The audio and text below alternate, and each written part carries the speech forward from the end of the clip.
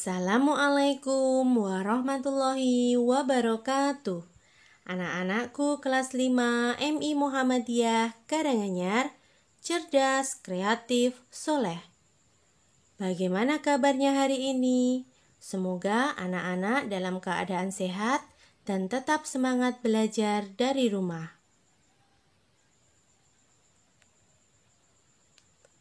Hari ini kita akan belajar tematik tema 5 muatan pelajaran IPA.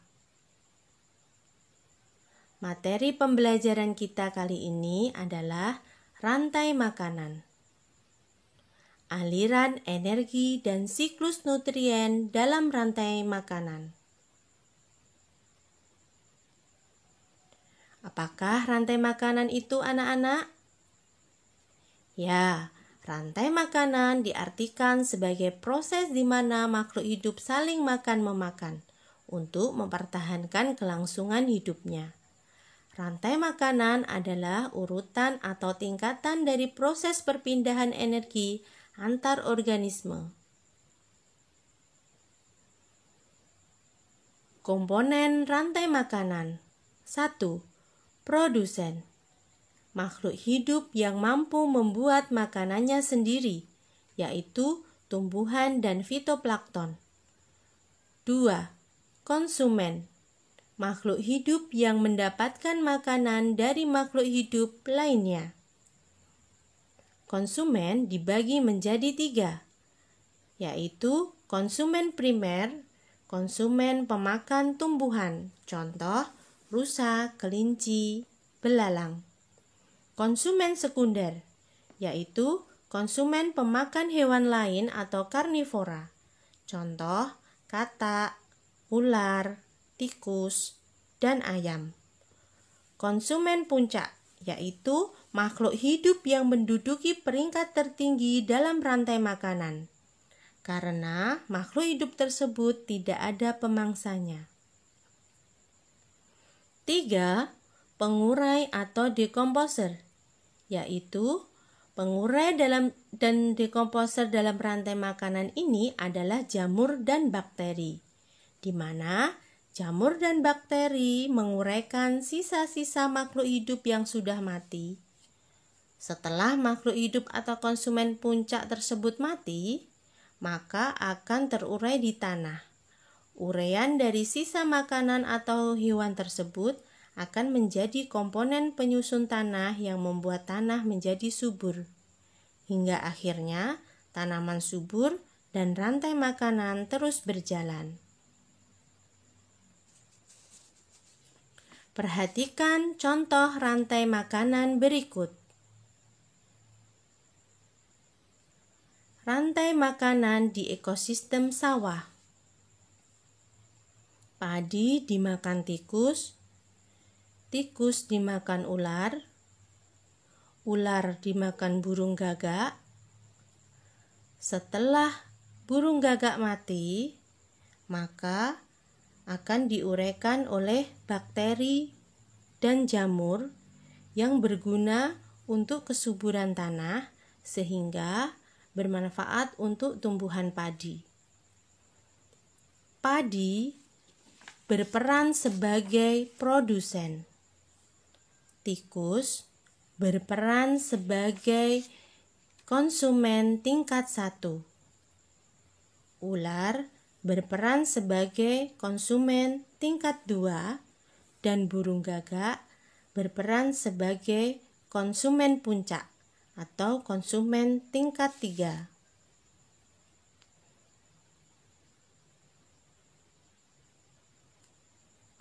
Rantai makanan di ekosistem hutan. Rumput dimakan kelinci, kelinci dimakan serigala, serigala dimakan harimau. Setelah harimau mati, maka akan diurai oleh bakteri dan jamur yang juga berfungsi untuk kesuburan tanah sehingga rumput bisa tumbuh subur. Rantai makanan di ekosistem laut. Ada fitoplankton. Sebagai satu contoh, bisa dengan rumput laut. Kemudian zooplankton di sini bisa kita contohkan adalah udang. Kemudian zooplankton dimakan oleh ikan kecil dimakan ikan sedang dimakan ikan besar. Contoh ikan besar adalah ikan paus. Rantai makanan di ekosistem sungai atau danau. Ada tumbuhan alga, dimakan ikan kecil, kemudian dimakan burung bangau sebagai konsumen 2. Burung bangau dimakan buaya sebagai konsumen 3. Setelah buaya mati, maka diurai oleh bakteri dan jamur. Rantai makanan di ekosistem padang rumput. Rumput dimakan rusa. Rusa adalah hewan pemakan tumbuhan atau yang disebut dengan herbivora. Rusa dimakan singa. Setelah singa mati, maka akan diuraikan oleh bakteri dan jamur. Rantai makanan di ekosistem kutub utara dan selatan. Ada tanaman di padang es, dimakan oleh kelinci kutub, kemudian dimakan rubah, kemudian dimakan oleh serigala.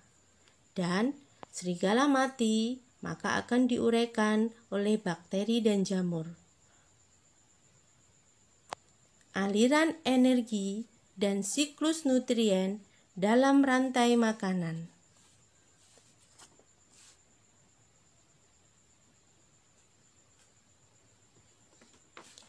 Aliran energi. Aliran energi pada sebuah rantai makanan adalah perpindahan energi dari satu makhluk hidup ke makhluk hidup lain dalam bentuk zat makanan dan terjadi pada suatu makhluk hidup memakan makhluk hidup lainnya.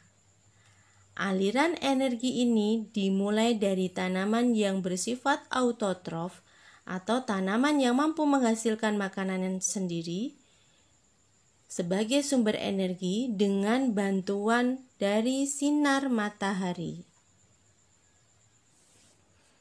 Perhatikan aliran energi dalam ekosistem gambar berikut, di mana garis biru merupakan aliran energi, garis kuning merupakan aliran nutrisi, dan garis merah adalah panas.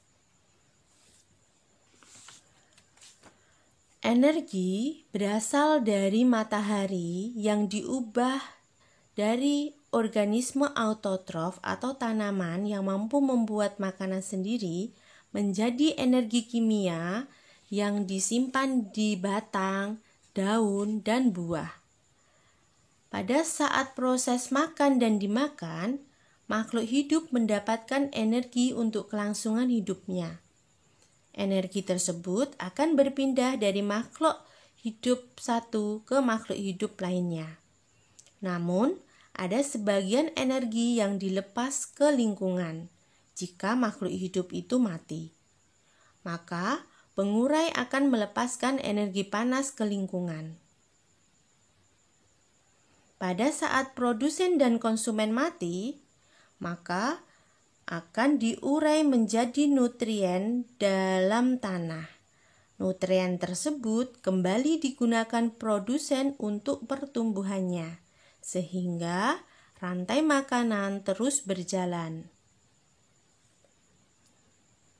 Nah, sebagai bahan latihan, silahkan anak-anak membuat satu rantai makanan pada kertas atau buku gambar dan boleh di buku tulis. Carilah gambar hewan tersebut di buku, di majalah, atau anak-anak bisa menggambarnya sendiri. Kemudian, tuliskan peran tiap-tiap makhluk hidup di dalam rantai makanan tersebut. Sebagai contoh, anak-anak membuat rantai makanan di ekosistem sawah. Maka anak-anak harus menulis peran padi sebagai produsen, kemudian tikus sebagai konsumen 1, dan seterusnya. Setelah selesai, silahkan difoto dan lampirkan pada kolom tugas GC yang Bapak Ibu Guru sudah sediakan.